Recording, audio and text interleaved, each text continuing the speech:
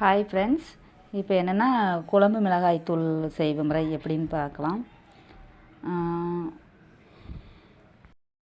Hi friends, நான் எங்கள் வீட்டில் வந்து பொடி காலி ஆகிட்டு, குழம்பு பொடி. அதனால் இன்றைக்கி திரிக்கிறதுக்கு வறுத்து வச்சுருக்கேன். என்னென்னா வத்தல் வந்து இது 1/2 கிலோ, மல்லி இது வந்து 1 கிலோ, இதை வறுத்து வச்சுருக்கேன். வத்தலை வந்து காய போட்டு வச்சுருக்கேன். அப்புறம் ஜீரகம் வந்து 200, சோம்பு 50, கடுகு கொஞ்சமாக ஒரு 25, மிளகும் 25 தான் போட்டு வறுத்து வச்சுருக்கேன். அப்புறம் கடலைப்பருப்பு 100, துவரம்பருப்பு 100, இதையும் வறுத்து வச்சுருக்கேன் லைட்டாக, ரொம்பவும் வறுக்கக்கூடாது. அப்புறம் வெந்தயம் ஒரு 25, அரிசி ஒரு 100 அரிசி, அப்புறம் வந்து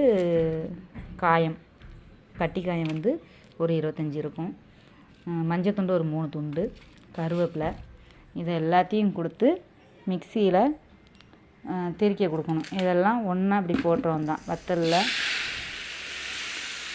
ஒன்றா கொட்டிடுறோம் தான். எல்லாம் கொட்டி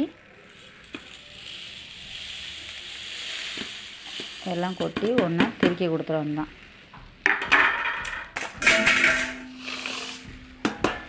இதெல்லாம் மிக்ஸ் பண்ணி அங்கே கடையில் கொண்டு மசாலா திரிக்க கொடுத்துருவோம் தான்.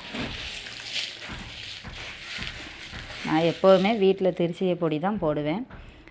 கடையில் வாங்கி போடுற பொடி வந்து எனக்கு பிடிக்காது. இதுனா நம்மளுக்கு டேஸ்ட்டாகவும் இருக்கும். நம்ம குழம்பு சுள்ளுன்னு பொடி நிறைய போட்டு குழம்பும் வச்சுக்கலாம். பொடி திரிச்சிட்டு வந்து காணிக்கேன். ஹாய் ஃப்ரெண்ட்ஸ், இப்போ வந்து நாங்கள் வந்து இப்போ பொடி திரிச்சிட்டு வந்துட்டோம். ஹாய் ஃப்ரெண்ட்ஸ், இப்போ நான் வந்து பொடி திரிச்சிட்டு வந்து கொஞ்சம் ஆற வச்சு நியூஸ் பேப்பர் இல்லைன்ட்டு நான் அரிசி சாக்கில் தட்டி ஆற வச்சேன்.